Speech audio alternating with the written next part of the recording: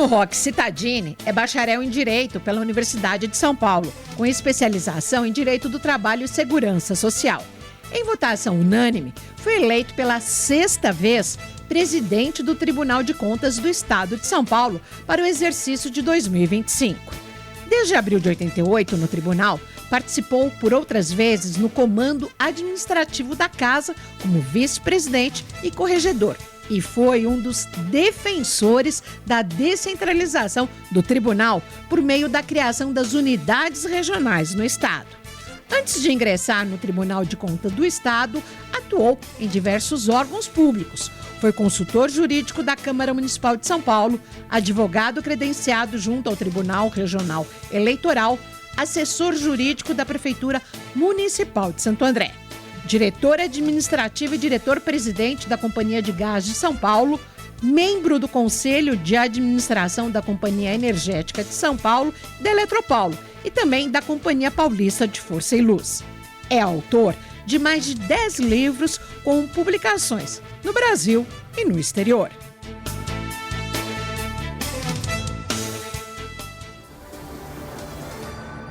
Olá, tudo bem? Começa agora o Conexão Paulista, um programa que aproxima você das decisões políticas do Estado do nosso país, com informação de qualidade e interesse da população.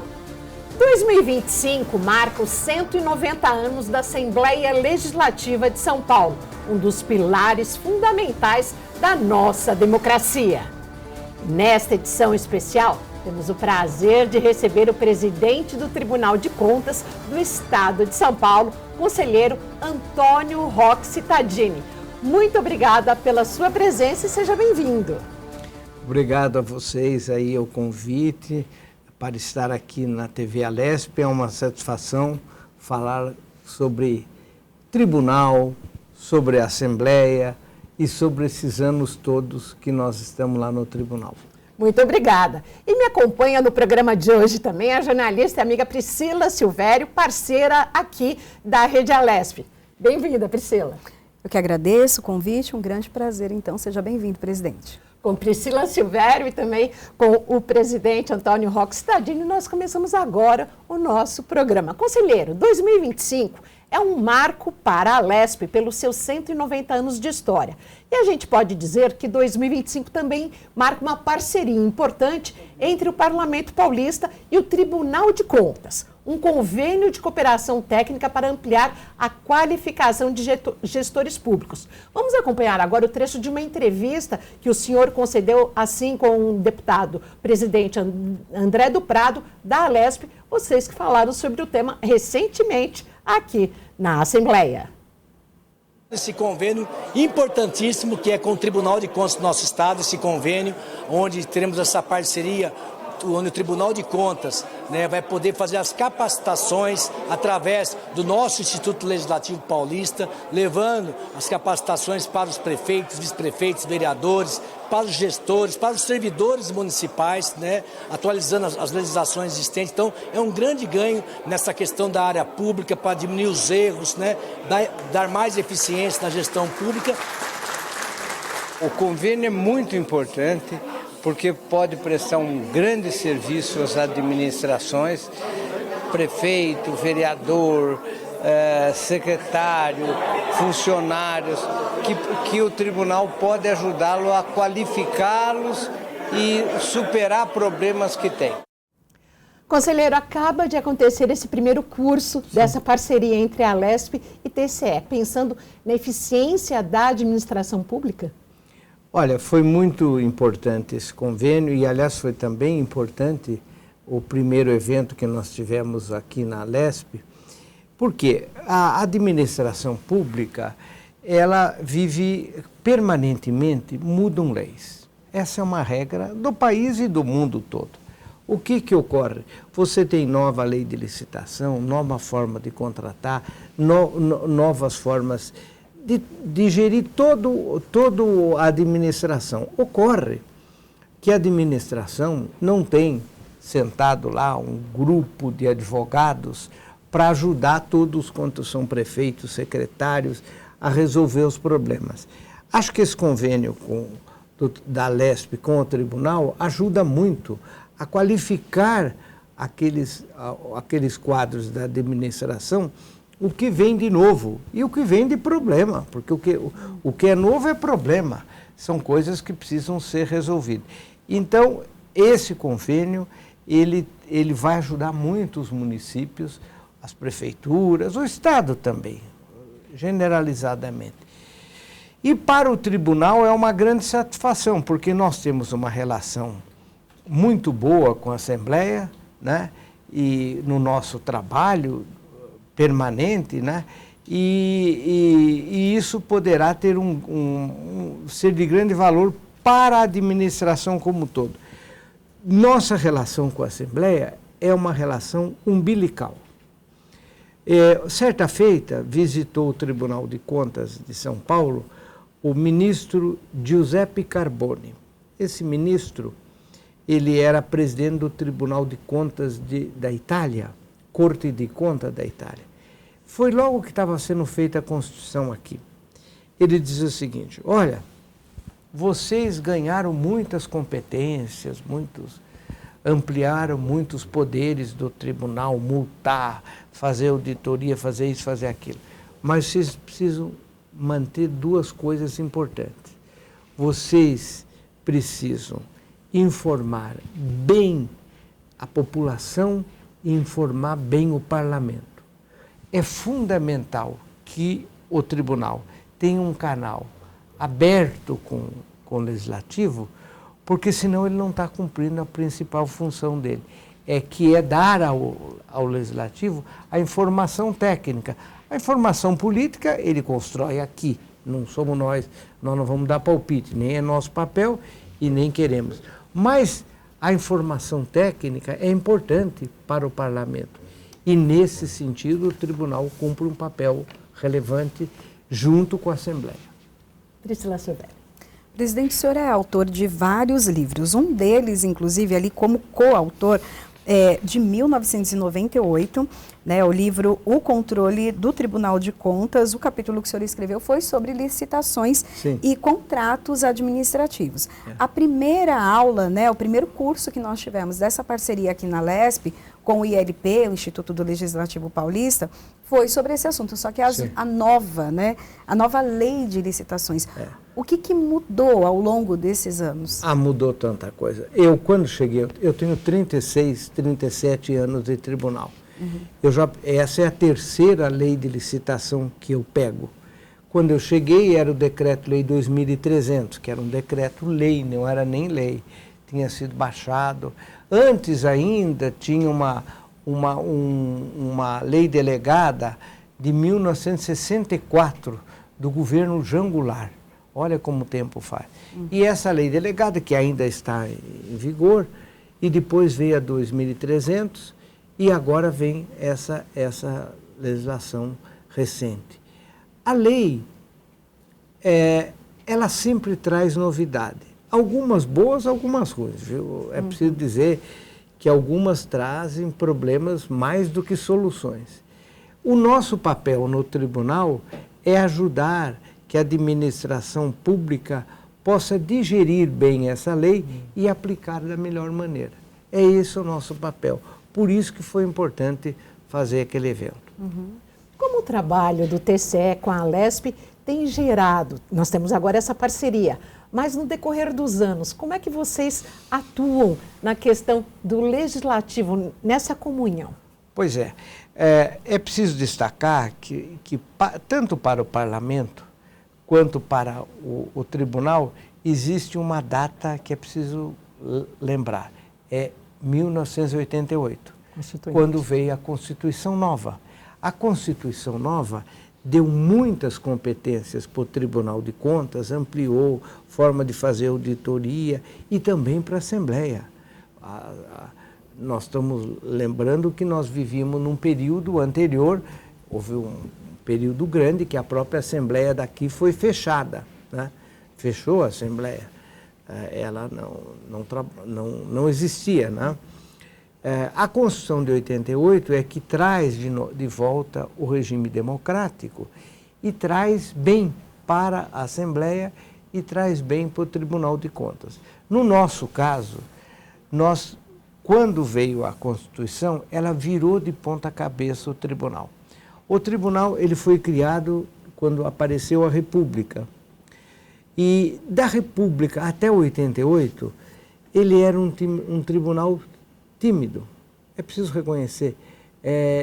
Meio formalista, fechado.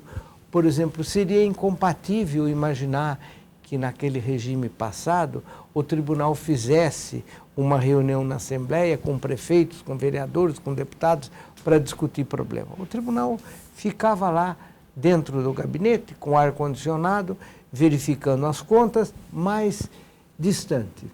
Como quem diz, eu não quero me envolver muito nisso. Ocorre que a Constituição de 88, ela, como eu disse, virou de ponta cabeça. Ela deu enormes competências para o tribunal, de todas as formas, fazer auditoria, suspender contratos, multar, fazer tudo. Mas isso também implicava nós mudarmos. Nós tínhamos que mudar. Aquele tribunal que existia, fechado, distante, não cabia mais na Constituição. A Constituição nos impunha um tribunal mais ativo. Então, a partir daí, o tribunal começa a mudar. E aí vem, por exemplo, as nossas criações das regionais no interior. Nós temos 20 regional. Por quê? Porque a exigência de fazer auditoria é de tal maneira que não dá para você, eventualmente, pegar uma equipe, sair de São Paulo e ir para Presidente Prudente, fazer uma auditoria e voltar. Não. Tem uma regional lá em Prudente, que tem lá 30, 32 municípios, que elas permanentemente fiscalizam.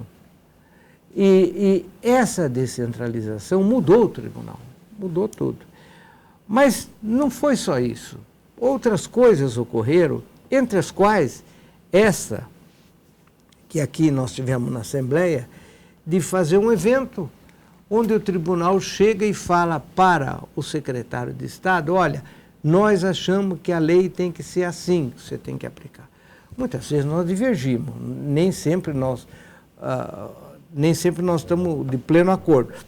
Há muitas divergências, até porque nós, do Tribunal de Contas, temos uma vantagem e uma desvantagem. A vantagem é o seguinte, saiu a lei, a gente aplica ela no dia seguinte. A desvantagem é que o judiciário, diferente do Tribunal de Contas, então, por exemplo, você falou sobre essa lei nova de licitação. Essa lei de licitação, nós já estamos aplicando em tudo. O que nós entendemos, nós chegamos, falamos para o prefeito, falamos para o secretário, falamos para o governador, falamos para todo mundo. Muito bem, mas tem um monte de ações de inconstitucionalidade dessa nova lei de licitação. Só que essa inconstitucionalidade, ela vai ser julgada daqui 10 anos. 10 anos. E nesses 10 anos, nós vamos parar de aplicar a lei? Não. Eu tenho um caso, eu posso contar um caso simples. Quando apareceu, logo que eu cheguei no tribunal, apareceu a Lei Calmon. Essa Lei Calmon era um senador que criou pela primeira vez a obrigatoriedade de aplicar um percentual do orçamento no ensino. Depois a Constituição de 88 avançou, estabeleceu um número, estabeleceu até o que é ensino, o que não é ensino, né? Mas a Lei Calmon apareceu. E os prefeitos, todos os prefeitos, ficaram revoltados. Por quê? Porque pela primeira vez apareceu uma lei e dizia assim, olha, o senhor é prefeito, o senhor é governador, ou o senhor é presidente da República, o senhor tem que aplicar tantos por cento em ensino. Aí os prefeitos diziam, mas espera aí, eu fui eleito, agora eu sou obrigado. Ele falou, sim, o senhor agora é obrigado. Bom, o que nós fizemos no tribunal? Nós regulamentamos o que era as despesas de ensino, o que entrava, o que não entrava. Eu me lembro que veio um prefeito de uma cidade do Vale do Paraíba e disse assim, eu quero colocar como ensino a banda que eu tenho no município. Aí eu disse, prefeito, eu sou a favor da banda. Banda é uma coisa muito importante, mas ela não é um ensino. Não, mas ela é ensino, é ensino. Bom, tudo isso foi uma dificuldade grande. E os prefeitos se revoltaram e entraram com uma ação de inconstitucionalidade da Lei Calmon. Alegando o quê? Simples. Ele alegava que eles não podiam ter limites. Quer dizer, o prefeito que quisesse aplicar em ensino, aplicava quanto ele quisesse aplicar em saúde, em moradia, ele faria o que ele queria. Que aquilo estava limitando o mandato dele. Bom, nós dissemos não. Nós dissemos pode. Pode e nós vamos aplicar. Você tem que aplicar esse valor de ensino. Senão nós vamos rejeitar a conta, se não aplicar. Bom, foi uma guerra. 10 anos demoraram, eu digo 10 anos, mas acho que foram 12, viu? E aí o Supremo Tribunal decidiu que pode limitar, estabelecer limites e tal. Bom, se nós não tivéssemos tido a coragem de, já de início, dizer, olha, é assim, nós íamos ficar com uma lei que não valia nada. Só esperar 12 anos para ela começar a valer. Então, é claro que muitas vezes você erra. Muitas vezes chega uma lei nova, pagamento de precatório. Chega uma lei aí de pagar de precatório, nós temos uma interpretação. O judiciário acaba tendo outra. Então, é um risco que nós corremos. Mas é um risco que nós precisamos correr. Então, você falou sobre a nova lei de licitação. Tudo que está na nova lei de licitação, nós estamos aplicando com o olhar nosso. É possível que tenha alguma coisa que daqui 10, 15 anos diga, olha, esse artigo não se aplica. Ou se aplica de outra maneira. Mas nós não vamos mudar. Porque senão a lei não adianta. Quer dizer, não é que não adianta, senão torna ineficaz você esperar todas as leis. Porque é natural hoje em dia, e também no passado, mas agora mais ainda, que qualquer coisa questione, né? Se questiona. E eu me lembro que um estado do Nordeste, quando veio a Constituição de 88, por um motivo lá que eu não sei qualquer, até sei, mas não vou também entrar nisso, ele disse o seguinte, o governador disse assim, eu não aceito fiscalização do tribunal em gastos de publicidade, porque estava gastando muito em publicidade, televisão, jornal, e aí deu uma confusão, porque ele se recusava a dar os números. Eu não aceito. O tribunal precisou entrar em juízo e lá, depois de uma grande... aqui em São Paulo não teve nada disso. Nós nunca tivemos esse tipo de problema. Mas são coisas novas que apareceram que assustou todo mundo, a administração e também nós. Porque isso também tem um outro fator. Cresce muito a responsabilidade do tribunal. Quando você disser, olha, essa licitação é assim, não é assado, você está assumindo um risco, né? Eu sei que muitas vezes há divergências que ficam, mas é uma coisa curiosa que a postura que nós tomamos a partir de 88, porque tudo isso que eu estou falando é o tribunal que nasce em 88, não é aquele tribunal velho. Tudo isso que nós estamos falando tem uma grande vantagem. Hoje a administração pública, isso ficou claro aqui no evento, a administração pública tem o tribunal como um roteiro correto das aplicações. Quer dizer, não há caso de chegar e dizer assim, eu vou entrar contra o tribunal na justiça. Não há. Até porque quase sempre que quando entrou, perdeu. Mas isso é um bom clima para a administração como um todo. Presidente, todos os municípios e também alguns órgãos precisam prestar contas ao tribunal, todos os anos. Acontece uma coisa diferente quando é no governo. Eu queria que o senhor explicasse por quê. As contas do governador são votadas também aqui na casa também, mas são avaliadas, né? Não, acontece o seguinte, as contas gerais, essa é uma coisa muito importante explicar. O tribunal, ele faz um parecer sobre o exercício geral, tanto da prefeitura quanto do governo do estado. Agora, essas contas gerais, elas são um documento técnico que serve para um julgamento político. Por isso que ela vem para a Assembleia e por isso que ela vem para as câmaras municipais. Quero dizer que eu sou inteiramente a favor disso daí. Eu sei que houve uma época que havia, não, as câmaras, o prefeito domina a Câmara. Não. O certo é esse mesmo. Até porque o vereador, ele foi eleito. Se ele é um mau vereador, o problema é do município que elegeu, não é da legislação. Mas esse negócio, deixa eu contar um caso, eu falo demais, vocês precisam me cortar quando quiserem. Viu? É ótimo, porque a Mas gente daí consegue, papo, entender melhor também. Passar isso para a população, para quem nos assiste, que não domina toda essa linguagem e o vocês serviço. Precisam, de vez em quando, me cortem. Mas eu me lembro que, logo que apareceu a Constituição de 88, tal, teve um prefeito que se revoltou com o parecer do tribunal. O tribunal fez um parecer para a Câmara muito ruim para a conta dele. Então, ele falou o seguinte, eu vou fazer o seguinte, ele entrou em juízo e pegou as contas dele, entrou em juízo, fez uma petição dizendo o seguinte, olha, era até uma juíza, disse assim, olha, eu não quero prestar conta para o tribunal porque eles estão entendendo uma coisa que eu discordo. Então eu vim aqui prestar conta desse daqui. A juíza disse o seguinte, não, muito bem, o senhor fez muito bem, mas o senhor tem que ir lá, porque prestar conta é do Tribunal de Contas, não é aqui do meu juízo. Então você foi lá. Então, aqueles que se revoltaram, aliás, foi um prefeito depois não se reelegeu, mas o problema é o seguinte, é claro que o sujeito fala, eu acho que eu fiz certo, e vem alguém e fala que eu não fiz certo.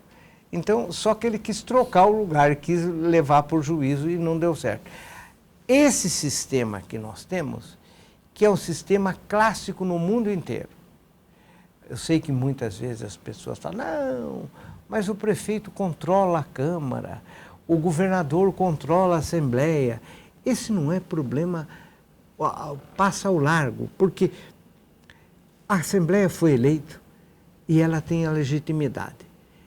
A Câmara foi eleita e tem a legitimidade. Tem coisas, muitas vezes, o nosso trabalho é uma fiscalização de natureza técnica. Nós não podemos entrar na fiscalização política. Uma vez foi um grupo de vereadores, 3 vereadores do município, e disse o seguinte, olha, o prefeito decidiu construir, na época chamava-se posto de saúde, hoje em dia é UPA, né? UBS, essas coisas. Naquela época, decidiu construir no bairro tal. Mas ele está construindo esse bairro tal porque ele teve muito voto lá. E ele devia construir em outro lugar. Então, nós viemos aqui entrar com uma representação no tribunal para que os senhores obriguem ele a construir no outro bairro. O bairro lá que eles queriam. Eu estava na presidência, eu que recebi os vereadores. Eu disse, olha, eu acho legítimo que vocês façam isso, mas quero dizer o seguinte, vocês têm que fazer isso na Câmara. Nós não podemos chegar para um prefeito e dizer, olha, ao invés de fazer uma ponte, você faz uma escola. Ao invés de fazer um hospital, você faz um asfalto. Não, essa não é a nossa função. O que nós podemos fazer, e nós vamos fazer, é que se ele decidiu construir um posto de saúde naquele bairro, nós vamos fiscalizar se foi feita a licitação, se foi pago direitinho, se não teve ilegalidade na contratação. Mas nós não podemos assumir o papel de político de definir a obra. Foi um pouco frustrante, porque os vereadores queriam que fosse para outro bairro. Mas essa é uma coisa que quem tem que decidir, quem? É aqueles que têm a legitimidade. E quem tem a legitimidade? O prefeito e a Câmara. Se o orçamento previa a construção daquele posto de saúde naquele bairro, por mais que alguns não gostassem, não, mas naquele bairro já tem, não sei o que lá, o outro que falta. Isso não, Esse é um problema político que vocês resolvem lá. E quem tem que resolver é o eleitor, no fundo é o eleitor. Amanhã ou depois vai ter eleição, vocês julguem lá. Então, isso exemplifica bem qual é o nosso papel. E qual é o papel da Assembleia e das câmaras. O papel da Assembleia e das câmaras é, quando ele fizer o orçamento, eles vão votar em algo que o governador mandou e ver o que vai realizar. E não cabe ao tribunal dizer, olha, troque isso daqui por isso aqui, não. Não cabe. O que vai caber é quando tiver a execução, nós vamos dizer se está correto ou não. E presidente, o que significa quando fala que as contas foram recusadas? Não, aí é o seguinte, as contas, quando o tribunal emite um parecer, ele tem uma lista... E às vezes até prefeitos são destituídos por conta disso. São punição disso, né? E alguns têm punição na justiça eleitoral. Acabam não sendo candidato, impugnado, prefeito e presidente de Câmara. O tribunal, ele tem vamos dizer assim, uma cartilha, né? Quais são as coisas que a prefeitura não pode errar. Então, por exemplo, a prefeitura e o Estado não pode deixar de aplicar um mínimo na educação. Se aplicar um mínimo, não aplicar o mínimo na educação, o parecer vai ser desfavorável. Por quê? Porque a educação, da Constituição de 88, dada a importância que nós sabemos que é a educação, foi elevado na Constituição e foi fixado um percentual obrigatório. Obrigatoriamente você tem que gastar aquilo ali. De vez em quando aparece prefeitura, fala, eu não tenho mais no que gastar. Sempre tem. Troca o computador das escolas. Tem municípios que, como tem muito recurso, hoje em dia cada aluno recebe um notebook, um tablet. Ótimo, nós queremos isso mesmo, nós queremos que progrida, que melhore, né? Então, por exemplo, se não aplicou na educação, a conta dele vai ser condenada. Mesmo que ele tenha aplicado triplo em saúde. Não tem problema. Se ele aplicou na educação, mas não aplicou na saúde, porque também tem um valor lá na saúde, né? Porque é uma das obrigações que a prefeitura tem que ter. Se ele não aplicou na saúde, ele vai ter a conta comprometida. Então, os prefeitos já sabem, saúde, educação, pessoal. Eu não posso estourar nos gastos de pessoal. Quando vai chegando no limite, o que faz o tribunal? O tribunal tem um procedimento, isso que vale para todo mundo, inclusive para a Assembleia, inclusive para nós, para todos nós. Felizmente, a Assembleia e o Tribunal de Contas estão numa situação muito favorável disso. Mas, por exemplo, se vai chegando perto do limite de gasto de pessoal, o tribunal manda um alerta. Um alerta assim, olha, se você continuar desse jeito, no final do ano você vai estourar o gasto de pessoal. E se estourar o gasto do pessoal, acabou a conta. A conta está comprometida, porque está na lei de responsabilidade fiscal, está os obrigatórios. Outra coisa que tem, por exemplo, precatório, que é uma coisa que o prefeito reclama muito. Eu estou tendo que pagar esse precatório aqui, que um prefeito fez há 12 anos atrás, agora caiu no meu colo, eu que tenho que pagar. Tem que pagar. Por quê? Porque se você não pagar o precatório terminado da justiça, porque se você não pagar, a conta vai ser rejeitada. Então, essas coisas têm que ser claras, né? Então, o parecer vai ser favorável ou o parecer vai ser desfavorável se obedecido àqueles pontos que nós estamos colocando aqui. Alguns têm outros, mas o tribunal hoje tem um critério, inclusive, de EGM, que é uma forma de avaliar como está progredindo a administração. Se a administração está melhorando ou piorando. Também serve para efeitos da avaliação. E aí, quando nós fazemos um parecer, esse parecer vai para a Câmara Municipal. É claro que os prefeitos procuram derrubar o parecer do tribunal. Procuram. Quando é desfavorável, quando é favorável, não. Ocorre que, mesmo derrubado, os pareceres acabam provocando algum tipo de consequência, para o prefeito. Por exemplo, se apareceu uma improbidade administrativa, ele pode derrubar, que depois o promotor pega, quando ele for candidato, entra com a impugnação da candidatura dele e ele não vai ser candidato. Quer dizer, tem uma consequência para tudo. Agora, o importante é que os pareceres não sejam algo que a administração não saiba, não conheça.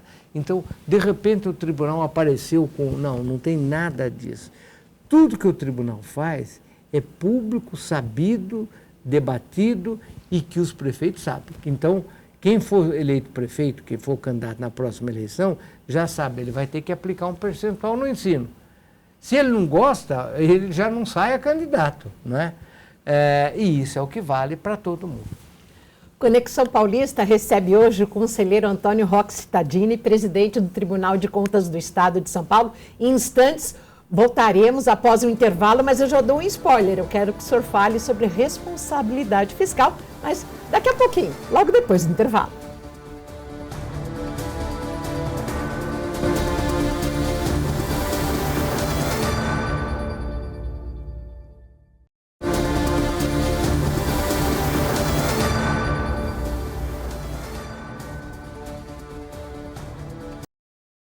Conexão Paulista está de volta com o nosso convidado especial, o conselheiro Antônio Roque Cittadini, presidente do Tribunal de Contas do Estado de São Paulo. Mais uma vez, obrigada por estar aqui batendo esse papo conosco. Ao meu lado, Priscila Silvério.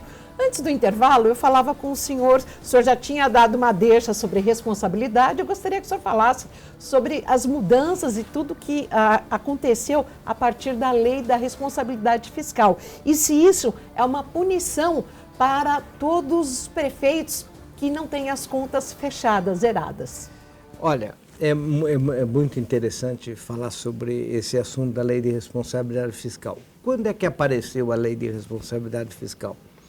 Quando o país passou a ter uma moeda. Quando veio o Plano Real, houve uma grande alteração no país todo, na área de finanças, todo. Mas na administração pública, pela primeira vez, você podia ter um orçamento e uma execução, porque você tinha moeda, você tinha uma moeda estável. Inflação de 4%, 5% ao ano, para quem vivia com 90%, 100%, não era nada. E o que ocorreu? A partir da estabilidade da moeda, mudaram muitos as coisas para os administradores. Primeiro que reivindicar aumento salarial, aquelas coisas todas. Mas apareceu a lei de responsabilidade fiscal.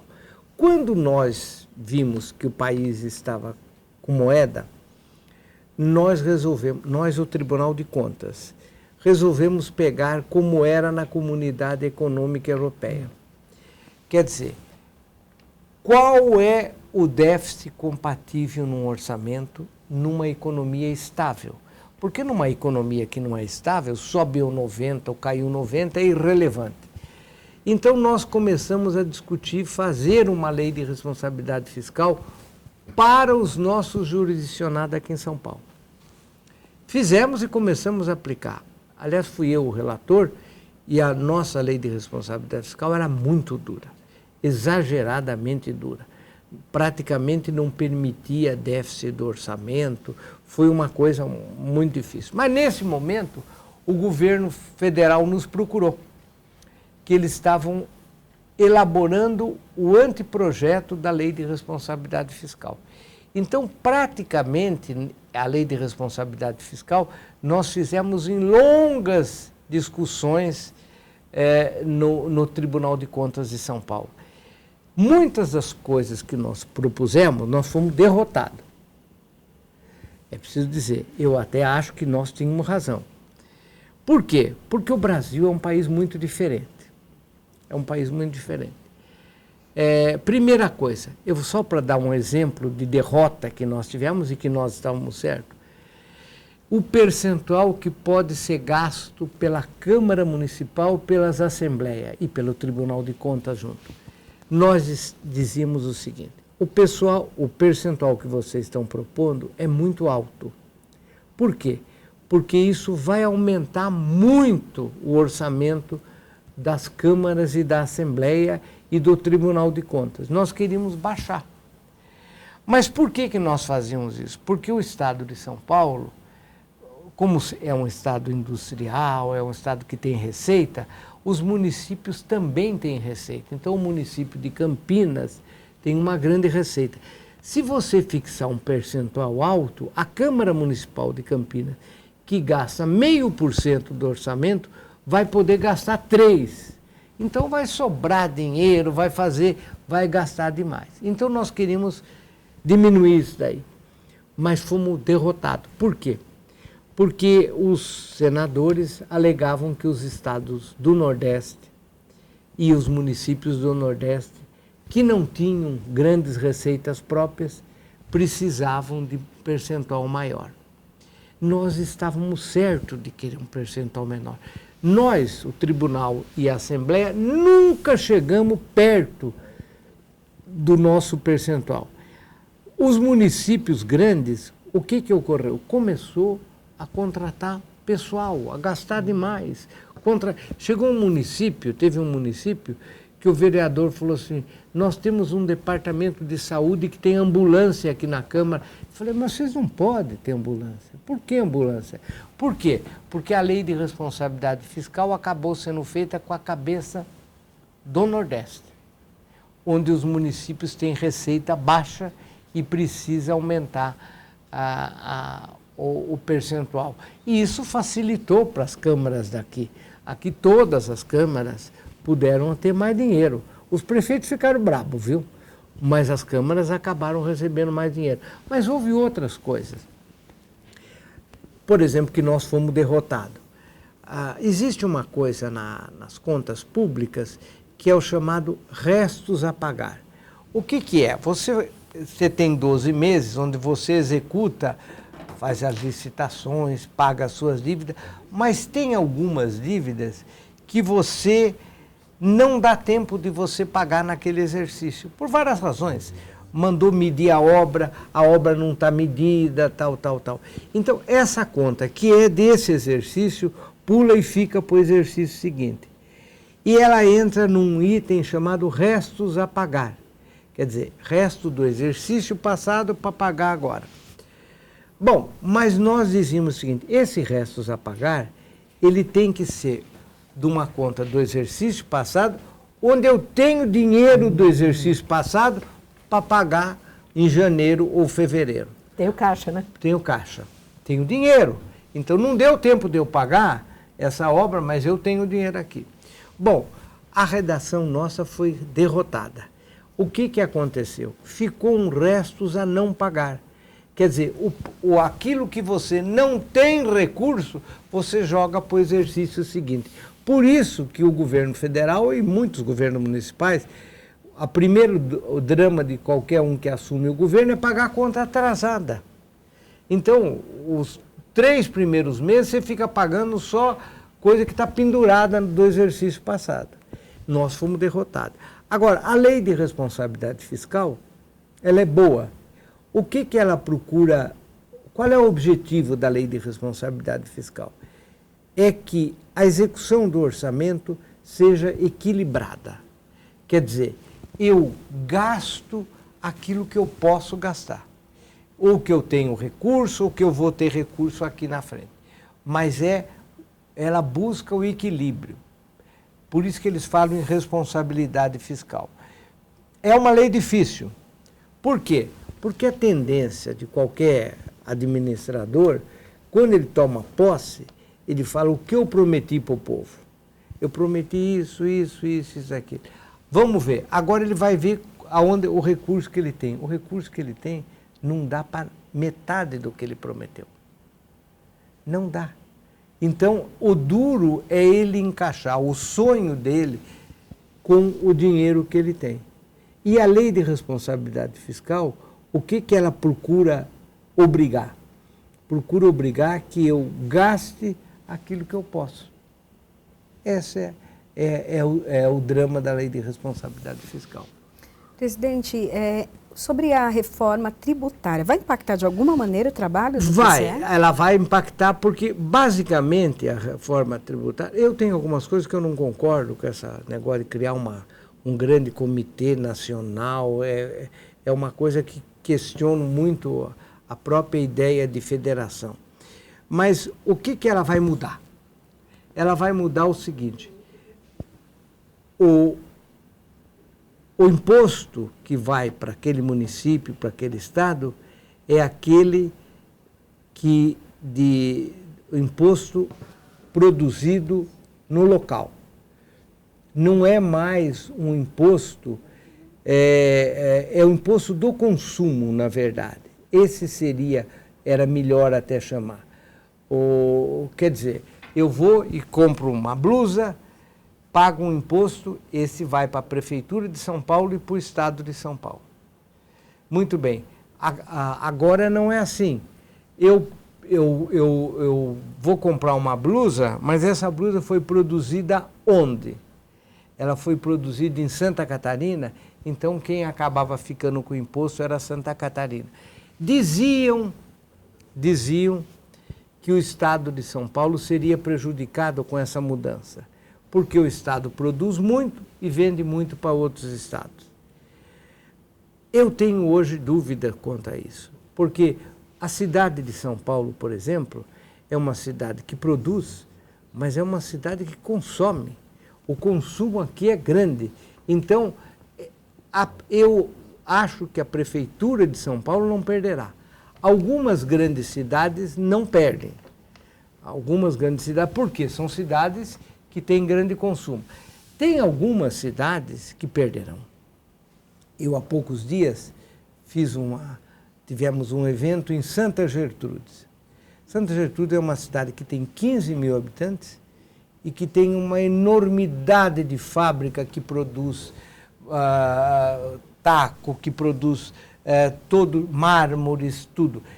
E exporta para outros estados e para outros países. A produção de Santa Gertrudes é enorme, enorme. Hoje o ICMS que ela recebe é enorme. Essa produção que ela manda para tudo quanto é lado é imposto dela. Não vai ser dela. O que vai ser dela vai ser o consumo dela. E ela tem 15 mil habitantes. Consumo ínfimo. Consumo ínfimo. Quer dizer, ela vai ter... Por que esse sistema do ICMS entrou em colapso? Por causa dos incentivos fiscais. Porque os outros estados, depois todo mundo entrou nessa, mas boa parte dos outros estados, para ter uma empresa que abrisse uma fábrica lá, saísse daqui e fosse para lá, o governador chegava e liberava de pagar imposto do ICMS. Por exemplo, isso aconteceu com frigorífico. Os frigoríficos eram quase todos aqui em São Paulo, Barretos, Araçatuba, etc. Foram tudo para Goiás. Goiás abriu mão, chegou um momento, agora deve estar por perto, 48% do seu ICMS estava sendo dado como incentivo para a indústria se atrair lá. Quer dizer, eles levaram todos os frigoríficos daqui para lá. Outras empresas também levaram. Eu me lembro, com este sistema novo que virá, vai acabar a questão do incentivo. Porque para o município, o que vai valer é o que consome, não o que ele produz. Então, para os governos não vai ser mais interessante pegar uma empresa de São Paulo, dar um enorme incentivo fiscal para ir para Goiás. Não vai ser mais... Eu acho que ainda vão criar algum tipo de estratégia para isso. Eu me lembro, logo que eu assumi no tribunal, eu fui para fazer uma palestra num encontro no Piauí. Ao chegar no Piauí, os conselheiros me falaram, nós estamos com um problema, porque na época eu não sei se era Antártica ou a Brahma, abriu uma fábrica aqui. E ela ganhou 20 anos de isenção de ICMS. E está vencendo agora a isenção do ICMS. E eles já disseram, Se não renovar por mais 20 anos, eu fecho a fábrica. E eles tiveram que dar de novo mais 20 anos para não fechar a fábrica, porque, segundo ela, era necessário isso daí. Isso foi feito muito, especialmente para quase todos os estados fizeram. O estado de São Paulo não fazia, chegou uma altura que começou também a dar incentivo, porque senão as indústrias, boa parte das indústrias que foram para... são inviáveis. Não, o que ela produz lá, por exemplo, o Ceará produz muito calçado e roupa. Têxtil. Têxtil. Indústria têxtil. Que saíram daqui de Americana e saíram de Franca e foram para lá. Só que eles produzem lá e vêm vender aqui. Agora acabou. Quer dizer, para eles, para o Estado, tem que pensar no consumo. Essa é uma mudança grande. Agora, presidente Roque, vamos lá. Eu gostaria de, e Roque, como o senhor gosta de ser tratado, gostaria de dar alguns exemplos práticos aqui, de manchetes de jornais, de portais, para explicar, para o senhor explicar para a população, para quem nos assiste, para o nosso telespectador, como é que é isso? Primeiro, eu como cidadã, eu posso bater no Tribunal de Contas e questionar alguma coisa? E aí eu gostaria de dar duas manchetes aqui da área de saúde. Tribunal de Contas suspende processo de escolha para a gestão do Hospital das Clínicas de Campo Limpo Paulista. E a outra, fiscalização surpresa do TCE encontra irregularidades em 2 UBSs de Sorocaba. Como que é feito isso? Como chegam as denúncias? O que vocês podem fazer? Essa é um fruto da Constituição de 88. Conforme eu havia dito, a Constituição de 88 mudou tudo. Uma das coisas que ela mudou, tem lá um artigo: qualquer cidadão pode representar o Tribunal de Contas. Qualquer um. No começo diziam, não, precisa ser alguém que está interessado, ele vai representar contra uma obra feita pela Prefeitura de Sorocaba, só pode ser de Sorocaba. A nossa interpretação foi que qualquer cidadão pode mesmo. E o que nós fazemos? Nós recebemos a denúncia, obviamente, muitas das denúncias são exagero. Nós determinamos uma auditoria e vai um auditor lá ver. Vai ver, vai avaliar e vai dizer se tem aquela irregularidade prevalece ou não. Então, esse é um fruto da Constituição de 88. Mas não é só qualquer cidadão, não. O Ministério Público, é muito comum o Ministério Público representar o tribunal. Olha, o prefeito tal, está asfaltando, nós determinamos. Mas também não é só, até juiz, durante o processo aparece, manda para o tribunal. Então, é um ganho da Constituição de 88, que não tinha antes. Aí tem uma outra manchete aqui que fala que o Tribunal de Contas do Estado de São Paulo realiza fiscalização surpresa em praias e rios de 112 municípios paulistas. A inspeção vai verificar questões relativas ao saneamento municipal.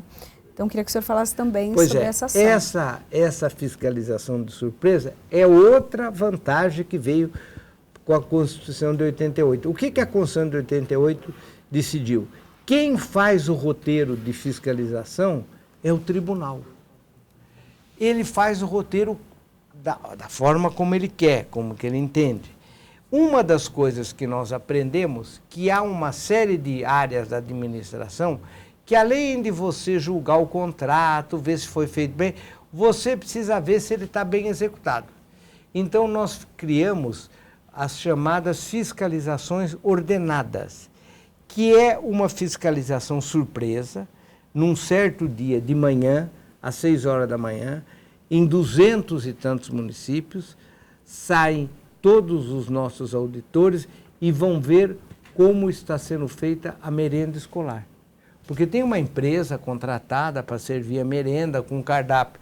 Aí, 7 horas da manhã, chega os auditores no grupo escolar X, lá em tal município, diz assim, como é que está a merenda? O que está programado para hoje? Aparecem todo tipo de irregularidade. Por isso que é bom que ela seja em surpresa. Outro dia um prefeito me disse o seguinte, olha, esse negócio de vocês vindo de surpresa deu um barulho grande na administração, porque isso vale para qualquer coisa. Nós fizemos, por exemplo, em UBS.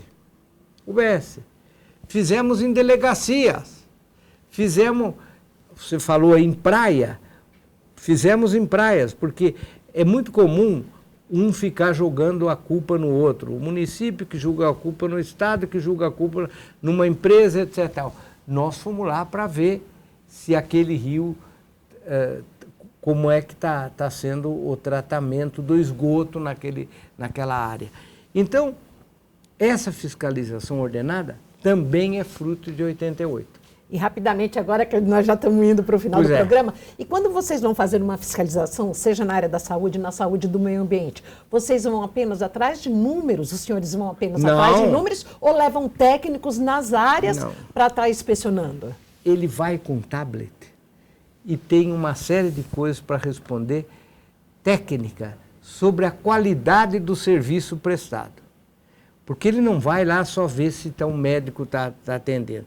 Ele vai ver se está um médico, vai ver se tem atendido e vai ver se o que a população está achando. Essa fiscalização ordenada é um terror para uma série de áreas aí. É um terror. Mas nós queremos que seja assim, quer dizer, a administração pública tem um bom contrato, ela está executando bem, se não está, nós vamos ver.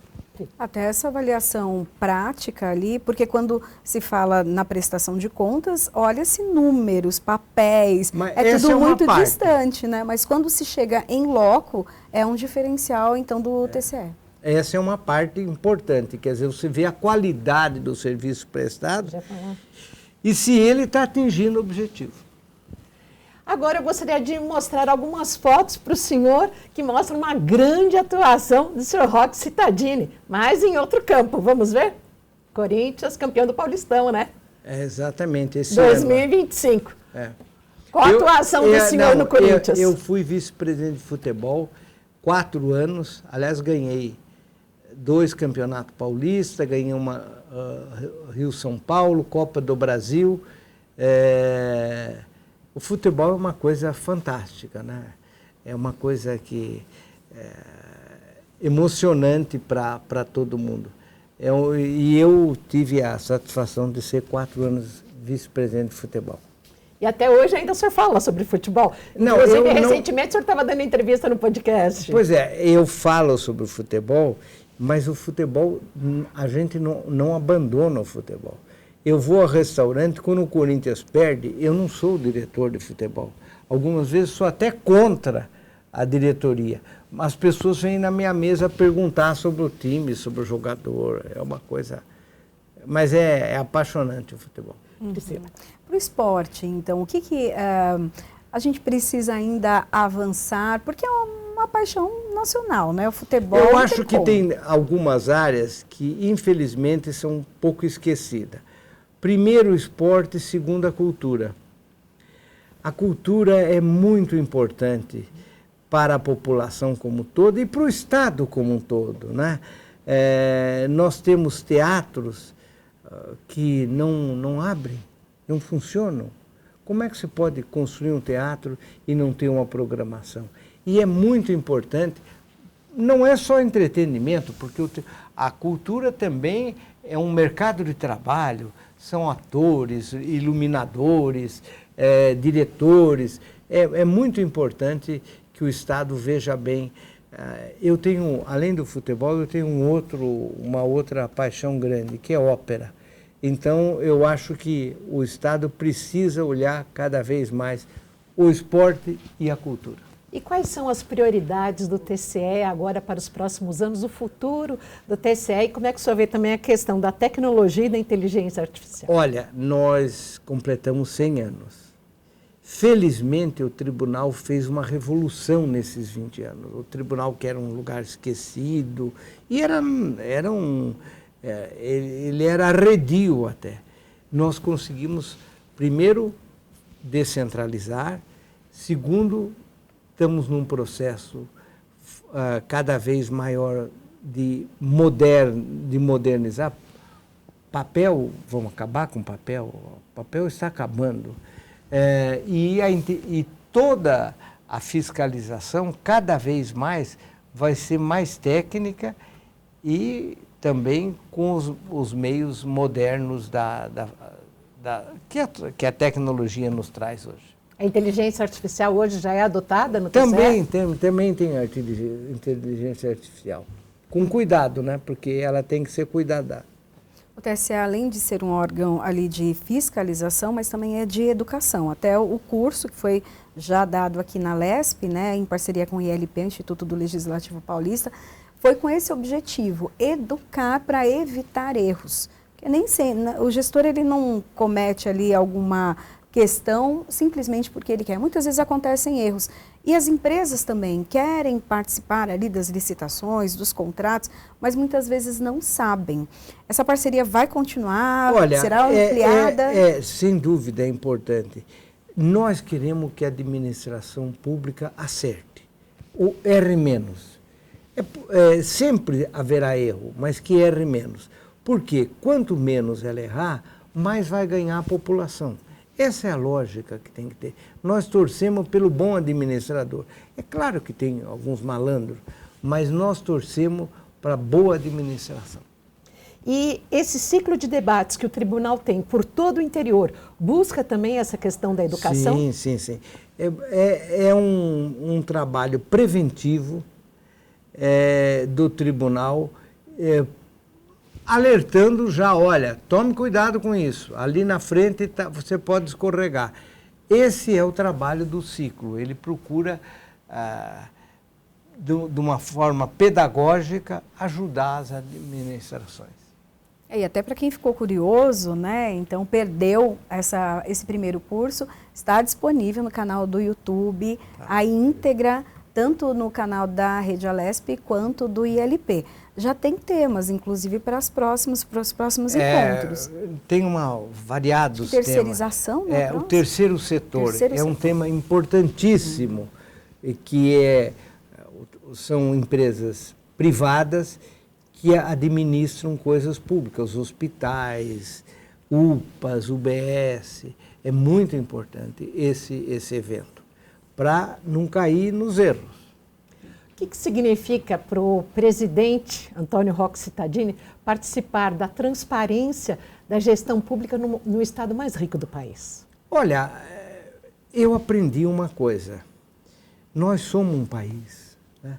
O estado de São Paulo, verdadeiramente, ele é, em certo sentido, muito diferente do resto do país.